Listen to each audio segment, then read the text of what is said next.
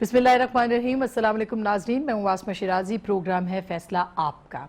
जितनी सियासी तब्दीलियाँ हो रही हैं, जो कराची की सूरत हाल है, MKM के मुस्तकबिल के हवाले से, MKM की प्रेस कॉन्फ्रेंस जो कल MKM पाकिस्तान के सरबराह जनाब फ़ारूक सत्तार साहब ने की, उसके हवाले से बहुत सारी चेमगोइयाँ, बहुत सारी ख़बरें हैं। मुराद अली शाह साहब अब वज़ारत आला उनके पास है। पीपल्स पार्टी क्या सोच रही है? पनामा लीक्स के बाद TORs के अंदर कहाँ कहाँ मामलात फंसे हैं। हाल ही में डार साहब की और खुशी शाह साहब की एक बहुत इंपॉर्टेंट मीटिंग हुई है, जिसके बाद उन्होंने कहा इसाक डार साहब ने कि इसका नतीजा 1 माह के बाद निकलेगा। सो बहुत सारे सवालात इकट्ठे हो गए और हमारे पास आज कोई और नहीं, खुद कौमी असम्बली में कायद हिज़्ब इख्तिलाफ और पाकिस्तान पीपल्स पार्टी के बहुत सीनियर रहनुमा जनाब सैयद खुर्शीद अहमद शाह साहब हैं। अस्सलाम वालेकुम शाह जी।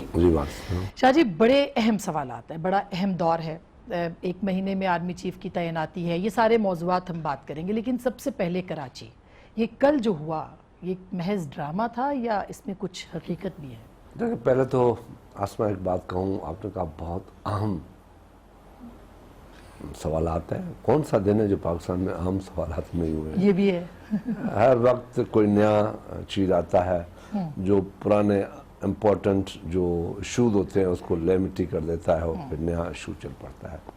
इससे पहले बहुत से इशू आए, पनामा आया, बहुत हॉट इशू था, डिस्कशंस, फिर बहुत दूसरे इशू आ गए, कोयटा ब्लास्ट आ गया, उसके बाद फिर ये आ गया।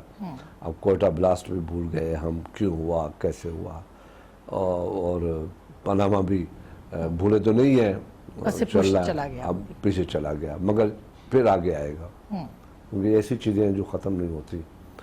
बात यह है कि जो कल हुआ है वो अपनी मेरी राय ये है कि पॉलिटिकली फ़ारूक सत्तार को एक ही रास्ता था, क्योंकि ये पार्टी फ़ारूक सत्तार के नाम से रजिस्टर है। अगर फ़ारूक सत्तार उस वक्त डिसओन नहीं करेगा तो उसकी पार्टी के ऊपर पाबंदी डलने के बहुत बड़े चांसेस थे। मगर उसने डिसओन करके उसको और अपने उस लीडर को, जिसको वो अपना कायद समझते हैं, अपना रहबर समझते हैं, न सिर्फ डिसओन किया, उनके ऊपर कुछ बातें भी की जिसको मैं दोहराना नहीं चाहता। जो बातें सब ने सुन ली है, मैं क्यों उसको रिपीट करूं। इस हद तक उसने अपनी प्रेस कॉन्फ्रेंस में अपनी मजम्मत की और ओन करवाया अपनी बात को। और जहां तक लोग कहते हैं कि 1-2 दिन में ये कोई नूरा कुश्ती तो नहीं है, नूरा कुश्ती अगर होती तो बहुत से हमारे पास चैनल्स हैं, पता पड़ जाता है कि ये बातचीत करके बात की जा रही है। क्योंकि मैंने कल भी एक प्रोग्राम में कहा था और आज भी प्रेस में मैंने कहा है कि हमें थोड़ा सा इंतज़ार करना चाहिए, 6-8 दिन, हमें ये चीज़ें बिल्कुल क्लियर होकर सामने आ जाएंगी। कोई जल्दी नहीं है, कोई इसमें MKM का मसला आज से नहीं है, 90 से चल रहा है। लेकिन आप समझते हैं कि ये ड्रामा नहीं था जो फ़ारूक सत्तार साहब ने कहा, क्योंकि रात को 8 बजे के शोज पे उनका बिल्कुल अलग मौक़िफ़ उनकी पार्टी का आया, उनकी पार्टी का, मगर फ़ारूक सत्तार का मौक़िफ़ अभी तक वही चल रहा है। तो आपने देखा नहीं कि कल आमिर लियाकत को मैंने देखा, मुझे बड़ा अफसोस हुआ, मुझे समझ में भी नहीं आया कि यार किस किस्म का ये बेचारा बच्चा है कि हर चैनल पे भी जा रहा है और रो भी रहा है और बात भी कर रहा है कि मैंने इस्तीफा दे दिया। हर चैनल पे भी जा रहा है। भाई, अगर तुमने इस्तीफा दे दिया, घर जाकर चुप करके बैठ जा, किसी के आगे सामने नहीं आओ। चैनल पे जाके रोने की क्या जरूरत है? किसको बता रहे हो कि मज़ामत हो रही है? किसको कह रहे हो? तो अभी इसका सारा जो मसला है वो हफ्ते के अंदर आएगा। वो सेटल डाउन और ये लोग जो कह रहे हैं कि अल्ताफ़ हुसैन जो है उसने माजरत कर दी है, अल्ताफ़ हुसैन ने काफ़ी मरतबा माजरतें की हैं, ये फिर आएगा। अब वहाँ देखना पड़ेगा कि कराची का शहरी पाकिस्तान के साथ क्या मोहब्बत रखता है, चाहे वो इसका ताल्लुक पीपल्स पार्टी से है या PTI से है या MKM से है। जब ये फिर बात करे तो वो क्या रिएक्ट करता है, क्या अल्ताफ़ हुसैन के साथ खड़ा होता है, क्योंकि मैं बड़ा क्लियर हूँ उस मामले में कि अल्ताफ़ हुसैन के उस दिन जो बयान था, जो बात थी, वो कोई पाकिस्तान तस्वर नहीं कर सकता। ये तो इजराइल को भी ताकत नहीं, इंडियन को भी ये ताकत नहीं कि इतने बड़े अल्फाज एक मुल्क के लिए कहा जाए, एक रियासत के लिए कहा जाए, जिस रियासत ने उनको जन्म दिया हो, जिस रियासत ने उनको ज़िंदगी दी हो, जिस रियासत ने उनको तालीम दी हो, जिस रियासत ने उनको इज्जत दी हो, उस रियासत के ख़िलाफ़ क्यों कर बोले और वो, मुर्दाबाद के और नारे लगाए। अच्छा शाहजी, इससे ज्यादा इम्पोर्टेंट कि फारूक सत्तार ने जो कहा या नहीं कहा, वो तकरीर उसके बाद लोगों का मुश्तइल होना था, फिर तोड़फोड़ करना थी, फिर मीडिया पे हमला करना था। आपको क्या लगता है कि इसके खिलाफ कोई कार्रवाई, कोई कानूनी कार्रवाई हो सकती है? चौधरी निसार कह रहे हैं हम बाज़ाब्ता रेफरेंस बरतानवी हुकूमत को भेजें। ये पहली तो बात ये होनी चाहिए थी, कल भी मैंने कहा, परसों भी कहा, मैंने कहा इंटीरियर मिनिस्टर फॉरेन ऑफिस जो है वो ब्रिटिश एम्बेसडर को बुला के ये बातें सुनाए कि आपकी धरती और आपका वो शख्स जिसने सिटीजनशिप ली हुई है वो पाकिस्तान के खिलाफ ये इंसाइटमेंट कर रहा है, मुश्तिल लोगों को मुश्तिल कर रहा है, पाकिस्तान के खिलाफ नफरत फैला रहा है। और अगर जहां पाकिस्तान में बैठ के कोई शख्स खुदा न खास्ता ब्रिटिश गवर्नमेंट के खिलाफ इस किस्म की तकीदें करे तो हम नेचुरली हुकूमत उससे नोटिस लेती है, या वो कहीं उनका एक शख्स यहाँ आ जाए और वो यहाँ पे आके इस किस्म की बातें करे तो हुकूमत नोटिस लेती है। एक मरतबा नहीं, 10वां मरतबा इस किस्म के वाक़यात हुए हैं तो उनको बुला के प्रोटेस्ट की जाती है। और फॉरेन ऑफिस के अलावा जो उनकी होम ऑफिस है उनसे रब्ता किया जाए, उनसे बात की जाए, और कानूनी नुक्ते हमारे पास होंगे, हमारे आइन में गुंजाइश है, हमारी ट्रीटीज़ ऐसी हैं, स्पेशली अपना ब्रिटिश गवर्नमेंट के साथ हमारी ट्रीटीज साइन की हुई है, उनको खोला जाए। वो कह रहे एक्स्ट्रेडिशन ट्रीटी जिसके तहत तबादला होता है, इमरान फारूक कत्ल केस में भी वो भी नहीं अब उसके चांसेस। और ये भी कहा गया कि वो जो 2 शहरी यहाँ इमरान फारूक के पकड़े गए थे, अंदरूनी खाना ये तय हुआ था कि उनको अगर बरतानिया भेज दिया जाए तो उनके बदले में ये यहाँ पे लाए जा सकते हैं अल्ताफ हुसैन साहब। उसमें भी कोई अंदर की बातें, ये अलग अलग चीज़ें हर आदमी बोलता है। मैं उस बात पे अभी इसलिए तबसरा नहीं करूँगा कि ये मुझे इस चीज़ का इल्म मुकम्मल, बातें आपकी तरह डिस्कशन होती रही हैं, यही सेम जो आप कह रही हैं, मगर ये गिव एंड टेक ऐसा कोई महंगा भी नहीं था। ये लेकिन बहुत ये महंगा नहीं था लेकिन हो नहीं सका। ये जो इश्तियाल दिलाया और फिर मीडिया हाउसेस पे जाके हमले हुए, इसको आप ये खतरनाक नहीं है? देखें, ये इश्तिहार दे के मीडिया हाउस पे हमला इतना ख़तरनाक नहीं है जितना पाकिस्तान के ख़िलाफ़ उसने बात की है। ये बहुत बड़ी बात है। इश्तिहार तो बहुत से लोग उठते हैं, पत्थर मारते हैं, मैं ऐसा नहीं है कि मारना चाहिए, मैं खुदा न खासा सपोर्ट कर रहा हूँ, नहीं, मैं उसको मजम्मत करता हूँ, मैं उसको कंडेम करता हूँ, मगर ख़तरनाक बात तो वो है जो उसने की है पाकिस्तान के ख़िलाफ़। और उसने तो बिल्कुल बड़ा क्लियरली दुनिया को मैसेज दिया है कि पाकिस्तान तो दहशतगर्द मुल्क है, जो दुनिया हमें कहती है, जो कहती है, बिल्कुल सही। उसने जाके सेकंड कर दिया है। जो नहीं है हम, जो हम खुद दहशतगर्दी के शिकार है। पता नहीं दुनिया क्यों आंखें बंद करके, कान खोले रखे हैं, आंखें बंद हैं, सुनते हैं, बोल कौन रहा है ये पता नहीं है, आंखों से नहीं देखते। हम तो खुद दहशतगर्दी के शिकार हैं। तो आर्टिकल 6 के तहत बगावत कितने आर्टिकल का मुकदमा तो हो सकता है? किसके ऊपर आप लगाएंगे आर्टिकल 6? किस पे लगाए शाह जी? एक जनरल मुशर्रफ पे लगाया, वो भी फिर पूरा क्या नहीं हुआ? लगा। उसको हमने बड़ी इज्जत के साथ वापस भेज दिया। आर्टिकल 6 पर कोई बंदा जा सकता है? नवाज शरीफ बेचारे को जिस शख्स ने पकड़ा, हाथों से हथकड़ियों में बांधा, जहाज़ों में लटकाया, सलाखों के पीछे पेश कर दिया, सजाए मौत का तस्वर दिखाया, उसकी फैमिली को तबाह किया, उसकी पार्टी के लोग छोड़ छोड़ के भाग गए, उसकी बीवी को जिस तरीके से बिहेव किया, इतना कुछ उसके साथ करने के बाद उसी शख्स ने उसको रेड कारपेट पे छोड़ दिया कि जाओ। फिर हमें कहते हैं कि आपने रेड का, भाई हमने तो उससे सदारत दी थी ना, हमने चल भाई तू जा अब इस मुल्क से। मगर तुम लोगों के साथ तो इतना, उन्हीं लोगों ने आर्टिकल 6 का ख्याल नहीं किया जिन लोगों ने लगाया। अब इसके बाद इसके ऊपर तो कोई और बात हो। शाह जी, फारूक सत्तार साहब ने पार्टी ले ली, आप कह रहे हैं कि उनके नाम पे ज़ाहिर रजिस्टर्ड है, इख्तियार उनको मिल जाएगा? क्योंकि अल्ताफ हुसैन साहब बाहर बैठ के, मैं आपसे फिर कह रहा हूँ, सिर्फ 6 दिन 7 दिन रुक जाए, अच्छा, सारा सिनेरियो आपके सामने आएगा, फिर हुकूमत को भी आसानी होगी काम करने में। लेकिन ये तो खतरनाक बात है। एक तरफ रामदाग भुट्टी हेरबियार के खिलाफ बगावत का मुकदमा है, क्या आप समझते हैं कि अल्ताफ हुसैन ने खुद कहा है ये इससे पहले, आज से 6 महीने पहले, ये 1 साल पहले ये बातें नहीं निकली है कि हिंदुस्तान पे कर रहा है, हिंदुस्तान से पैसे लिए जा रहे हैं, हिंदुस्तान फलाने बंदे के साथ राब्ते में, फलाना बंदा गया है। क्या अल्ताफ हुसैन के साथ कुछ लोग जो उनके लोग हैं, जो हिंदुस्तान फेवरेट हैं, वो उनसे बातें नहीं करवाते होंगे?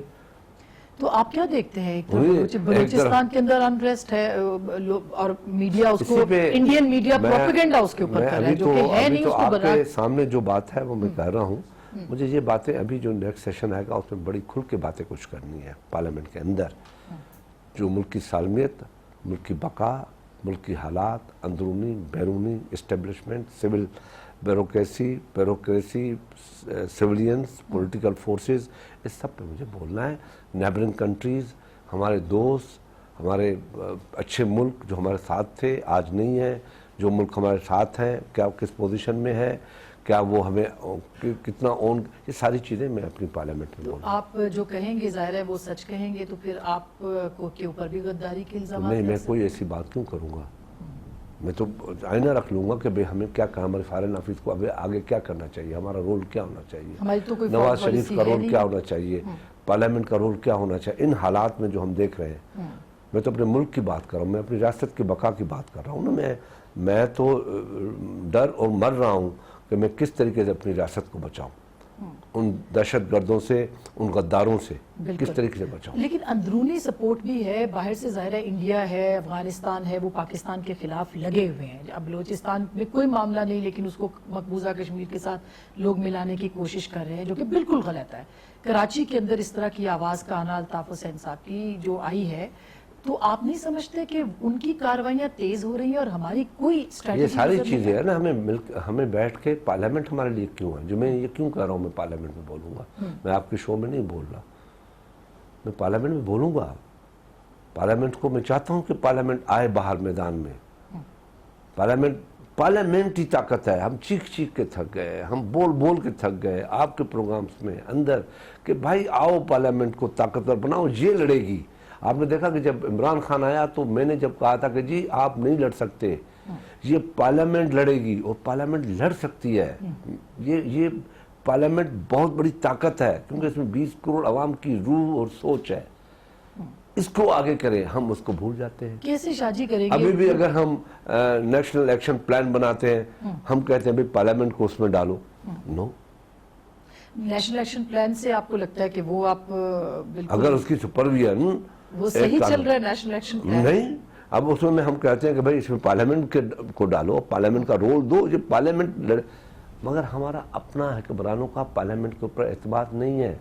तो अब तो नेशनल एक्शन प्लान की जिम्मेदारी भी जंजुआ साहब के पास है, नो डाउट वो बड़े कॉम्पिटेंट आदमी है, लेकिन चौधरी निसार का काम, बहुत अच्छा आदमी है, बहुत ताकतवर आदमी है, बहुत जीरक आदमी है, बहुत समझदार आदमी है जंजुआ साहब, बिलाशुबा। मगर मेरा निसार के साथ बोलने तक भी ताल्लुक नहीं है, बिल्कुल बड़क। मगर एक आप अपने मिनिस्टर से जो पार्ट ऑफ द पार्लियामेंट है, उससे वो चीज छीन के फिर एक टेक्नोक्रेट को दे रहे हैं। ठीक, उसके बाद रहने दें, उसके ऊपर आप पार्लियामेंट की कमेटी बना क्या सोच के, आपको क्या लगता है? आप खुद बड़े जीरक सियासतदान हैं, प्राइम मिनिस्टर ने ये सब कुछ जब किया है, हवाले किया है, तो क्या चौधरी निसार पे एतमाद नहीं है? ये मैंने ये बात तो उनका इंटरनल मामला है, मैं क्यों कहूँ कि क्या है क्या नहीं है, चौधरी निसार का रोल क्या रहा है पार्टी के साथ, हालात के साथ, पुराने हालात के साथ, वो कब निकलता है, कब आता है, कब जाता है, वो एक अलग बात है। मैं as a politician, as the leader of opposition बोल रहा हूँ, क्योंकि मेरी पिच जो है वो पार्लियामेंट है। बिल्कुल, मैं तो वहाँ खेलूंगा। मैं इस पे नैब पे आऊंगी, एक अलग सब्जेक्ट है। मैं अभी थोड़ा सा कराची पे आपका जो पॉइंट ऑफ व्यू है वो क्लियर करना चाहती हूँ। कराची के ऊपर अल्ताफ हुसैन साहब के खिलाफ जुल्फिकार मिर्जा हो या बाद में हो, सबने कहा जी हमारे पास सबूत है। वो सबूत पेश क्यों नहीं किए जाते? वो कौन सी ताकतें हैं जो कि उनके खिलाफ मुकदमात नहीं बनवाती? फिर बरतानिया जो है वो उसके मनी लॉन्ड्रिंग के कानून और थे, वो एक्शन नहीं लेती अपने सिटीजन के खिलाफ। ये क्या है? हमारी कमजोर फॉरेन पॉलिसी सिर्फ ये है या कुछ और भी है? बस यही है हमारी कमजोर फॉरेन पॉलिसी। हमारा वजीर आजम फॉरेन मिनिस्टर है जिसको टाइम नहीं है, हमारे पास फॉरेन मिनिस्टर नहीं है। 3.5 साल होने को आया, हमारे पास फॉरेन मिनिस्टर नहीं है। कौन बोले, कौन रोज रोज जाए? मैं वही कह रहा हूं ना, मैं रोना मेरा क्या आप सुन रही हैं कि मेरी पार्लियामेंट नहीं है। फॉरेन मिनिस्टर भी तो पार्लियामेंट से आएगा ना, जाहिर है। नहीं है मेरी पार्लियामेंट, किसी जगह नजर नहीं आती। तो फिर इस पार्लियामेंट का, जमहूरियत का क्या फायदा? तो लोग सवाल उठाते हैं तो यही कह रहे हैं कि भाई अगर आप इस पार्लियामेंट को हटाते जाएंगे, फिर पार्लियामेंट आपको हटा देगी, फिर हम दलदल में फंस जाएंगे। हमने दलदल में फंस चुके हैं। हम तो शायद फंसे आपको नहीं हुए लगता जो सिंध में कराची के अंदर जो हालात इस वक्त बने हुए मैं अपने आप को करेक्ट करता हूँ, हम दलदल में फंस चुके हैं, मगर इस दलदल से भी आखिरी उम्मीद पार्लियामेंट निकाल सकती है आपके पास आपको। मियाँ साहब को मैं बैन कर रहा हूँ, मैं उनकी अपील कर रहा हूँ कि मियाँ साहब आप पार्लियामेंट में आएँ और पार्लियामेंट को एतमाद में लें। हाँ, आप अभी आए, क्या पार्लियामेंट के एक मेंबर ने आपके ऊपर कोई तनकीद की, तारीफ की, आपकी इज्जत की? आप अगर अपोजिशन वो क्या चीज रोकती है सर? आखिर वो भी तो मैं प्राइम वही मिनिस्टर है, मैं उनका भी परेशान दिल चाहता होगा कि वो आए। अपना वो क्या चीज रोकती है? यही मैं परेशान हूँ आसमा के, आखिर प्राइम मिनिस्टर को कौन रोकता है कि तुम पार्लियामेंट में नहीं जाओ, अपनी पिच पे न जाओ? हो सकता है उनके पास इख्तियार ही ना हो सर। नहीं, क्यों नहीं इख्तियार, हम उसके इख्तियार हैं। अपोजिशन जितनी स्ट्रांग होगी वो प्राइम मिनिस्टर की ताकत बनती है। अपोजिशन प्राइम मिनिस्टर छीनने के लिए नहीं है, उसको सही समझ दिखाने के लिए होती है। अपोजिशन अगर सख्त बात करती है तो प्राइम मिनिस्टर को स्ट्रांग करने के लिए करती है। पार्लियामेंट में प्राइम मिनिस्टर का आना, क्योंकि मैं जैसे बात कर रहा हूँ कि मेरी खेलने की पिच जो है वो मीडिया हाउसेज नहीं है, सही बात है। मेरे अच्छा, खेलने की पिच है पार्लियामेंट। मियाँ साहब के खेलने की पिच है पार्लियामेंट। पार्लियामेंट से अगर अपनी पिच से हट के आप जाके रोड पे खेलेंगे, जहाँ गाड़ी इधर से भी आएगी इधर से भी आएगी, फुटबॉल भी वहां खेलोगे, 2 मिनट के लिए रुक जाओगे, गाड़ी गुजर जाए, तो जहां जहां आपकी पिच है वहां जाके खेलेंगे तो आपको रिजल्ट भी मिलेगा, आप गोल भी कर सकेंगे। जी, इतनी महदूद चीजें हो गई हैं, ये सवाल तो मैं पूछूंगी कि क्या पाकिस्तान की सालमियत को भी खतरा लाहक है इस वक्त, या आप समझते हैं? मैं मेरे दुश्मनों के तबाह हो जाए, वो उनके मुंह में खाक हो, और वो ये सोचे मेरा वतन, मेरी पहचान, मेरा पाकिस्तान, ये हम सब का फ़र्ज़ बनता है, सबका, कि हम इसको बचाएं। और ये भी दुख की बात है कि हमें आज ये कहना पड़ता है हम इसको बचाएं, जबकि हमने जब पाकिस्तान बनाया इसलिए नहीं बनाया था कि हम इसको बचाएंगे, हमने कहा था अब इसको आज़ाद मुल्क करके चलाएंगे। ये फ़र्क है, बचाना और चलाना। हमने ये सोच के पाकिस्तान लिया था, मेरे कायद ने ये सोच के पाकिस्तान लिया था, मेरे लीडरों ने ये पाकिस्तान सोच के लिया था, मेरे लीडरों ने कुर्बानियाँ, अपनी ज़िंदगी, अपने बच्चे, अपनी सब कुछ इसलिए दिया था। अपने जायदादें जो सिंध में, पंजाब में, जहाँ भी जायदादें थी, अपने घर खोल के उनको दे दिए जो बाहर से लोग आए, आओ बैठो, तुम पाकिस्तानी हो, तुम पाकिस्तान के लिए आए हो। इस वजह से पाकिस्तान बना था। आज इसलिए नहीं बना था कि हम आज बैठ के कहें कि हम इसको किस तरीके से बचाएं, किस तरीके से इसको बचाएं, इसकी सालमियत को ख़तरा है। बहुत तल्ख बातें हैं, और ये तलखी शाहजी की गुफ्तगू में भी है, खुर्शीद शाह साहब के। बहुत अहम मौज़ूआत कुछ और भी हैं, ख़ास करके अगर फ़ारूक सत्तार साहब ने कल प्रेस कॉन्फ्रेंस की तो वो किसी दबाव में थे, अगर था वो दबाव तो किसका था, और कराची पाकिस्तान के लिए इस वक्त बहुत अहम है, उसका अमन और पाकिस्तान का अमन जो है उसको कैसे रखा जाएगा। एक छोटी सी ब्रेक के बाद एक मुलाकात शाहजी की रिसेंटली हुई है, उसके नताइज के ऊपर भी बात करेंगे ब्रेक के बाद। वेलकम बैक नाज़रीन, हम गुफ्तगू कर रहे हैं क़ायदे हिज़्ब इख्तिलाफ़ कौमी असम्बली जनाब सैयद खुर्शीद अहमद शाह साहब से, और मौज़ूआत बहुत अहम हैं। शाह जी, फ़ारूक सत्तार साहब ने कल दबाव के तहत आपके ख्याल में किया, उनको थ्रेट्स हो सकते हैं जो प्रेस कॉन्फ्रेंस उन्होंने की, या उसके बाद थ्रेट्स आए? मैं बार बार आपको इसलिए लेके जा रही हूँ कि ये बहुत इंपॉर्टेंट मौजू है। कराची के हवाले से क्या सिनेरियो बना होगा? इसमें तो कोई शक नहीं, जैसे मैंने पहले कहा कि उसके ऊपर दबाव था, क्योंकि उसके नाम से पार्टी रजिस्टर है। अगर वो इस चीज़ नहीं करता, किसका दबाव था? इस्टेब्लिशमेंट का, या नेचुरली इस्टेब्लिशमेंट का दबाव होगा ना, कि भाई तुमने ये कर दिया, तेरी पार्टी है, तेरी पार्टी में बैठ के ये नारे लगे हैं, अब तू ओन कर या डिसोन कर। तो आपको लगता है कि इस वक्त वो फंसे हुए हैं कि यहाँ से दबाओ, फिर वहाँ से दबाओ, फिर एमकेएम का एक मिलिटेंट विंग भी है, और एमकेएम के ऊपर मैं समझता हूँ 90 के बाद सबसे ज़्यादा जो दबाव इस वक्त आया है, पॉलिटिकल दबाव, जो प्रेशर आ गया है, वो सिर्फ सिंध का, पहले होता था सिंध का प्रेशर, सिंधी लोगों का प्रेशर, कहते थे लोग बाबा सिंधी हुकूमत है, प्रोविंशियल गवर्नमेंट है, उनका ये प्लान है कि उनको ख़त्म करें। अब वो प्रेशर इंटायर कंट्री का आ गया है। फ़र्क ये है, जाहिर है वो रायमा उनके खिलाफ चली गई है, नेशनली रायमा। पंजाब में पहले कभी भी एमकेएम के खिलाफ इतनी रेजिडेंट नहीं आई, खैबर पख्तूनख्वा में नहीं आई। ये फर्स्ट टाइम है जो चारों सूबों में एमक्यूएम के इस एक्शन से एक पब्लिक रिएक्शन। इवन कराची के अवाम को भी दुख मैं पहुंचा। सिंध का तो था ही था, सिंध का तो था ही था, मगर उसके अलावा पहले ये नहीं हुआ। आप देख लें, पहले कभी पंजाब इतना एग्रेसिवली एमक्यूएम के खिलाफ नहीं आया। ये चीजें होती भी रही हैं। पहली मरतबा अल्ताफ ने कोई ऐसी बात नहीं की है, ये करता भी कर, मगर इसमें उनकी जो बदकिस्मती थी कि मीडिया हाउस पे हमला कर दिया, तो मीडिया हाउस ने उस बात को चला दिया। एक मरतबा इस मुल्क में किसी को हाथ चीज लग जाए तो फिर तो वो रुकती तो ये दबाव फिर नेशनली दबाव था, फिर जाहिर है कि जो हमारे नेशनली अमन रखने वाले इदारे वो भी, सिक्योरिटी का दबाव और था, खौफ भी था कि सारी चीजें मिली हैं, तब जाके ये मजबूर हुए। और पहली मरतबा इनकी सेंट्रल लीडरशिप बैठ के उसको कंडेम कर रही है। पहले तस्वुर भी नहीं होता, चाहे मिलके भी ये बात करते तब भी ये नहीं कहेंगे कि हम मजम्मत करते हैं और वो टुन होकर ये बातें करते हैं और ये करते हैं, हमें शर्मसारी हो रही है, हमें किस तरीके से उसको डिफेंड करें। ये पहले बातें उन लोगों ने कभी नहीं की थी। और फिर माफीनामा भी आ गया और उसके बाद फिर ऐसी तकारीर उन्होंने कुछ की हैं जो कि बाहर जो एक उनका कोई आबादी है, पता नहीं कौन है, उसने भी बड़ी तकीदें की है। हुकूमत को उस पर भी नोटिस लेना चाहिए। मुस्तफा अजीजाबादी साहब। हाँ, मैं समझता हूँ समथिंग इज दिस नेम। आप तो उनके कैंप में भी गए थे, उसी दिन वजीर आला की ख्वाजा इजहारुल हसन साहब से भी मुलाकात हुई, परवेज रशीद साहब भी खास पैगामात यहाँ। आप लोगों को पहले से पता चल गया था भूख हड़ताली कैंप में जाने से? देखिए, मैं एक सियासतदान हूँ और हमें इतनी जो समझ होनी चाहिए कि जो तादम भूख हड़ताल पे बैठे हैं इसके पीछे कुछ शायद हो न जाए जिसका बहुत बड़ा नुकसान हमारी सिस्टम को हो जाए। अच्छा, हमारे सिस्टम को हो जाए। और मैं लीडर ऑफ अपोजिशन था, मेरे ऊपर फ़र्ज़ भी बनता था कि मैं उनके पास जाऊँ, उनकी दिल को सहारा दूँ और उनकी हिम्मत बढ़ाऊँ, उनको कहूँ कि जो आपके मसले हैं मुझे बताएं, मैं कुछ बेश का काम करता हूँ। उन लोगों ने बताया।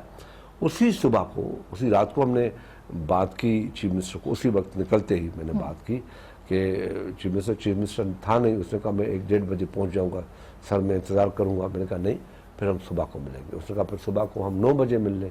मैंने कहा 8:30 बजे। उसने कहा 9 बजे। मैंने कहा 9 बजे। मैं और नवीद कमर सुबह 9 बजे मिले। उनसे हमने ये सारी बातें की कि ये इशू है, हम नहीं चाहते कि सिंध में ऐसे मसाइल पैदा हो जाए और हम फिर एक नए अजाब में फंस जाएं, तो इस इशू को क्यों ना हम मिल बैठ के इसको रिजॉल्व करें और आप वफाक से बात करें, इंटीरियर मिनिस्ट्री से बात करें। इनके जो पॉइंट्स हैं कि हमसे प्राइम मिनिस्टर मिला, प्राइम मिनिस्टर ने कमेटी का वायदा किया, 4 जजेस की कमेटी का प्रॉमिस हुआ, उसका नोटिफिकेशन नहीं हुआ, उसकी मीटिंग नहीं थी। छोटी छोटी चीज़ें हैं, अगर आप इंटरवीन करेंगे, आप कहेंगे कि भाई मेरा सूबा है, मेरा डिस्टर्ब हो रहा है सूबा। उसने कहा ठीक है, मैं भी उनसे बात करता हूँ। फिर उसने ख्वाजा इजहार से बात की और मैंने कहा कि मैं जब सिंध से इधर आऊँगा तो मैं रब्ता कर लूँगा हुकूमत से कि भाई मैं उनके साथ मिला हूँ, इस मसले का हल निकालें। ये हल नहीं है कि कोई इस्तीफाएँ दें और पार्लियामेंट, क्योंकि मैं पार्लियामेंट के मामले में बड़ा सेंसिटिव हूँ। सही बात कि पार्लियामेंट को फिर एक प्रॉब्लम आए, क्योंकि दोनों के इस्तीफाओं को रुकवाने में मेरा बड़ा रोल है। मेरा और मेरी पार्टी का बहुत बड़ा रोल है, क्योंकि मैं जो काम करता हूँ वो पार्टी के लाइन पे करता हूँ। मुझे जब जरदारी साहब कुछ कहते हैं तब मैं करता हूँ, या मुझे चेयरमैन बिलावल कहता है तब मैं करता हूँ, उनकी लाइन पे मैं करता हूँ काम। तो उनका ये था कि किसी तरीके से भी इनको पार्लियामेंट में सबको रहना चाहिए। इवन जब उनका मसला था पीटीआई का, हम इतने तेज थे, तब भी मुझे जरदारी साहब ने कहा था कि तेरी सियासत को देखना है कि किस तरीके से इस इस्तीफों को तू रोकता है, और हम लोग गए। अच्छा, अब ये है ना शाहजी के ये अब मामला आपको किस करवट बैठता दिखाई दे रहा है, ताकि आगे जाके मैं समझता हूँ इसमें बड़े सब्र और तहम्मुल के साथ चलना चाहिए। गवर्नमेंट को भी अपनी चीज़ें देखनी चाहिए कि हमने, देखिए बात सच होनी चाहिए। हमने, हमारे यहाँ से कहाँ से गलतियाँ, जी गवर्नमेंट ने उनसे बात की थी तो थोड़ा ज़्यादा तो 1-2 मीटिंग कर लेते। बात तो इतनी तो फारूक सत्तार की बात में जायज़ कहा जाए ना कि भाई जब आप वो आपसे कह रहे हैं कि हमारे इतने लोग घूम रहे हैं, ये बात सुन लो उनकी, अमल ना करो। जो उनके लोग गए हुए हैं कोई फरिश्ते नहीं है, वो बहुत कुछ उन लोगों ने किया हुआ है, और जो लॉ एनफोर्समेंट एजेंसीज हैं उन लोगों ने जो पिक किया है वैसे नहीं किया है, मगर उनकी बात सुन के फिर उनको कोई तरीका निकालो, उनको पकड़ के आप उनको जेलों में डाल दो। केसेस में बड़े बड़े लोग जेलों में पड़े हैं, दिखा दो उनको, कोई उनकी बात सुन नहीं लेता। एक बात इस हद तक तो मैं भी साइड पे जाऊंगा। अच्छा, अब उनका मगर उनका हो गया। ये नहीं है कि अल्ताफ हुसैन उठे और लंदन से उठे और मेरी रियासत और मेरे मुल्क के खिलाफ आग लगा दे। बिल्कुल सही बात है, इसका राइट तो किसी को किसी नहीं। को लेकिन अब उनका मेयर भी ज़ाहिर है एक वोट बैंक भी है और एमकेएम अवामी जमात है, उनके पास कराची और अर्बन सिंध की जो है वो सपोर्ट भी है। मेयर भी मुंतखब हो गया, वो कराची वो जेल से बैठ के चलाएंगे मामला। ये कैसे होगा सर, मुमकिन है ये?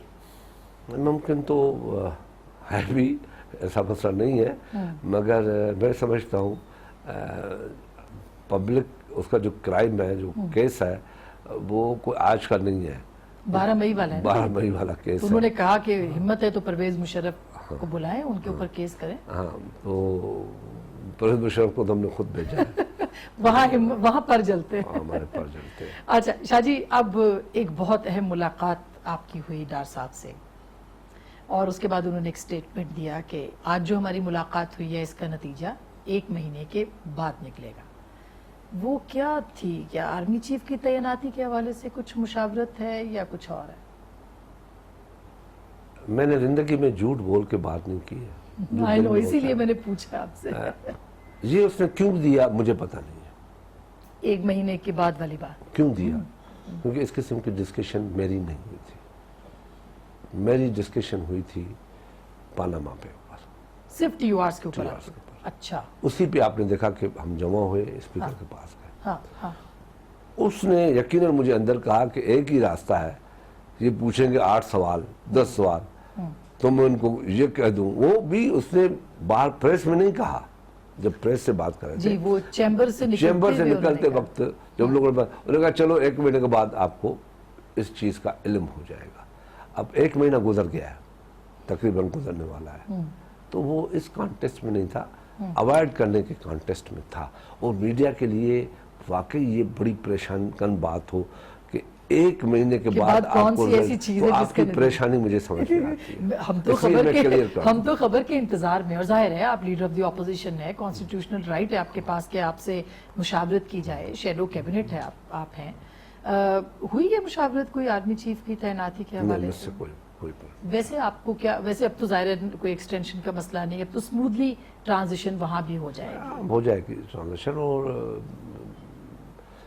राहिल ने अपना पीरियड बाइज्जत तौर पे गुजारा है, बहुत ज्यादा ताकत और जनरल कैसे से, और नए जनरल के लिए बहुत बड़ी चैलेंजेस छोड़ के जा रहा है वो।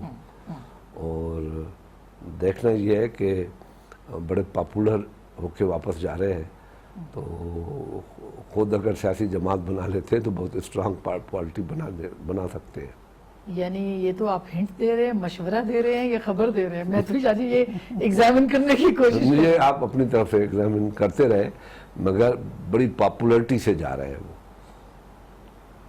बड़ी पॉपुलैरिटी से जा रहे हैं, लोगों में एहतराम छोड़ के जा रहे हैं। बिल्कुल है। और वाहिद जनरल है जिसने अपना टेन्योर 6 महीने पहले अनाउंस कर दिया, लोगों के दिमागों से ये चीज़ें निकाल दी।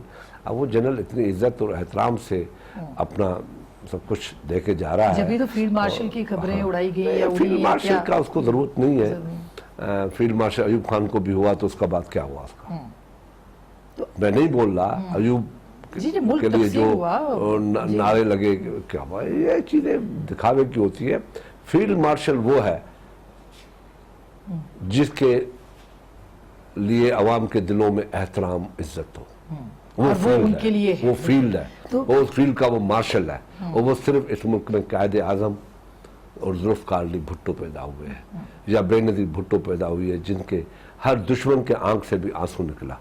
वो होता है फील्ड का मास्टर। सही। हम गुफ्तगू कर रहे हैं, एक बहुत ही दिलचस्प मशवरा है शाहजी की तरफ से कि आर्मी चीफ बहुत मकबूल हैं, वो पार्टी भी बना सकते हैं, इक़्तिदार में भी आ सकते हैं। क्या मैंने इक़्तिदार की बात नहीं की है। मैं ये कह रही हूँ इलेक्शन लड़के सर 2 साल के बाद तो इलेक्शन लड़ सकते हैं ना। वो एक ब्रेक लेते हैं, ब्रेक के बाद इस समेत और बहुत से मौज़ूआत हैं, खास करके पानामा लीक्स पे डिवाइडेड अपोजिशन और खान साहब की जो पॉलिटिक्स है। ब्रेक के बाद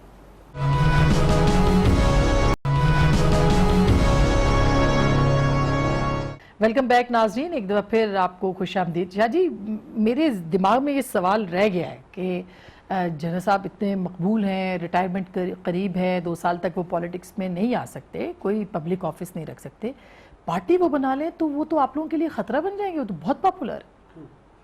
हमारे लिए खतरा क्यों बनेगा? ये तो फैसला आवाम का होता है ना।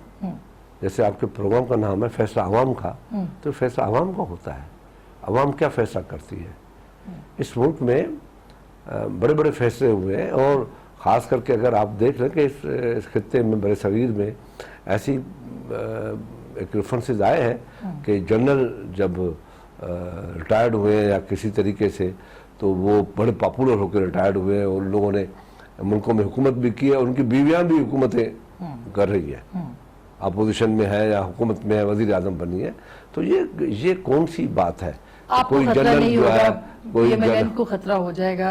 नहीं, ये तो पता नहीं, पीटीआई को खतरा हो, उनको भी हो, हमारा वोट भी हो, मगर एक चीज मैंने सिर्फ इस वजह से आपके जहन में डाली है कि लोग कंफ्यूज्ड है कि जी ये लड़ाई इसलिए हो रही है, ये पॉपुलरिटी, ये झंडे, ये आईएसपीआर। असल में आईएसपीआर ने ऐसा माहौल बनाया ना कि लोगों को शकूक पड़े, आम आदमी को उसकी पर्सनैलिटी पे।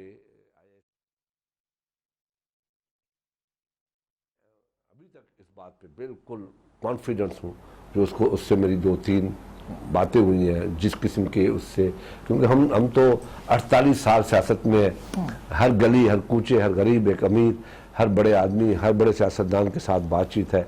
उनकी बातों से पता पड़ता है कि इसके अंदर क्या है, इसकी जो आवाज़ है अंदर से कितनी गहरी है और मुंह में कितनी सच्चाई है। तो वो मैंने जनरल राहिल को देखा कि उसमें मुनाफकत मुझे नज़र कभी नहीं आई, कि मुनाफकत हो उस ख्वाहिश पे कि शाह साहब की इज़्ज़त करूं, कभी मैं कोई बन जाऊं तो उसको बुला लूं कि आओ तुम भी, तो ये चीज़ उसके ज़हन में नहीं थी। इसलिए मैं ये सिर्फ कह रहा हूं कि जिस बाइज़्ज़त तरीके से ये अगर जाता है तो बहुत बड़ा नाम कमा के जाएगा। हम इस बात को इसी कॉन्टेक्स्ट में रखते हैं, बिल्कुल इसको गलत हम नहीं किसी पे राय में नहीं लेने देंगे। अच्छा शाह जी, अब ये बताइएगा कि अब आप अपोजिशन को लेके आ गए, टीयूआरस हो गई, मामला पार्लियामेंट के अंदर हो गया, खान साहब सड़कों पे चले गए, अपोजिशन तो डिवाइडेड है, तकसीम शुदा अपोजिशन है, टीयूआरस तो जो मैंने देखा था, जो नो मीटिंग हुई थी उधर ही टूट गए थे, क्योंकि जब हुकूमत 4 पैराज बना के आए कि इस पे बात करते हैं, तो अपोजिशन ने उन 4 में से 3 को उसी वक्त एक्सेप्ट कर लिया, बाकी एक है इस पे, इसको ठीक करते हैं, इसकी लगावत, इसके लफ्ज, इसकी मैना, इसकी इज एंड बट दैट, इसको चेंज करते हैं कि ऐसा ना हो, ऐसा हो।